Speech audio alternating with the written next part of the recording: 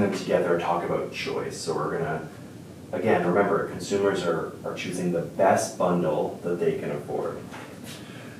So now, we will put the last few chapters together.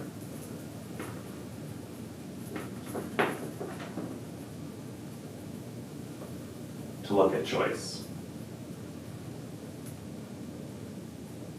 So remember, consumers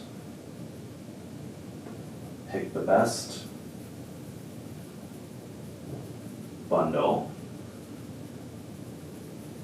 that they can afford.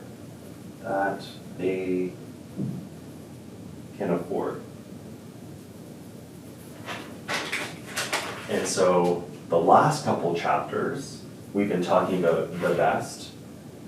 And then way back when we covered the budget constraint, that was what they can afford, right?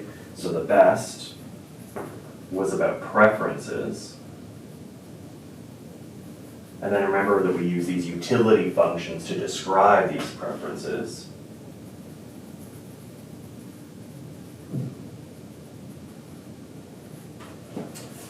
And can't afford, this was all about those budget constraints.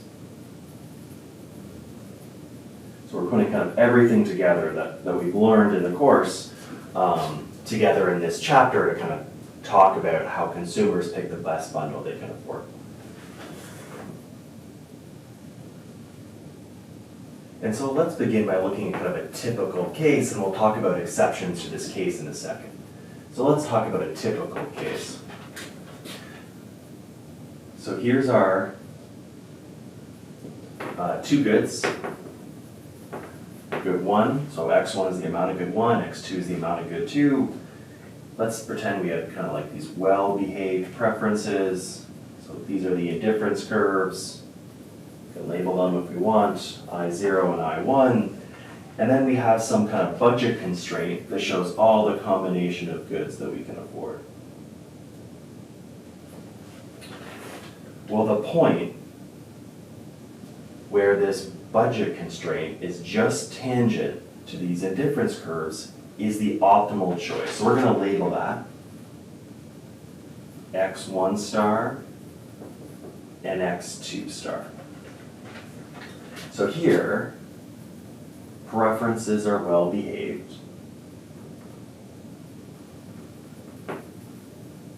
Again, this is a typical case, but it's not always the case. We're going to talk about exceptions before. And they want a bundle on the highest indifference curve possible.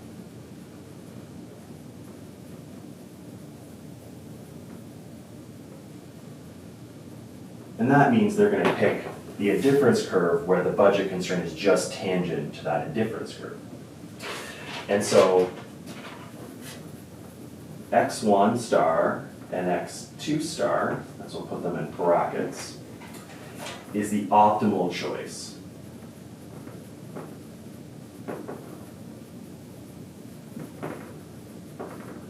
For the consumer.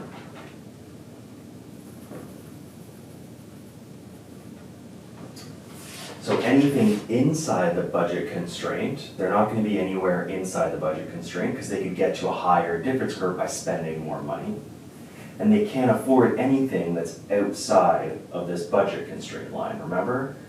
And so this is their way to get the highest indifference curve possible and just sticking to their budget.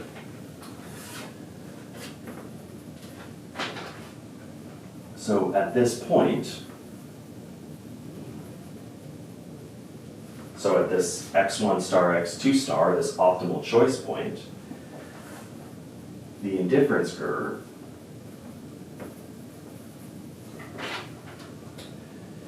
is tangent to the budget line.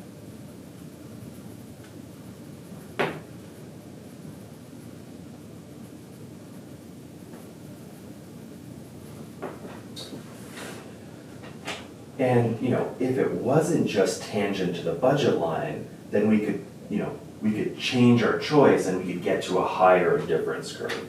And so that's why it has to be just tangent here. If it crosses at all, we could we could change our choice just slightly. There's probably a nearby point where we could be kind of better off because we'd be on, one of these higher difference curves. So this is kind of a typical case. But this tangency isn't always true. And we can think about preferences where, for instance, a tangency doesn't exist.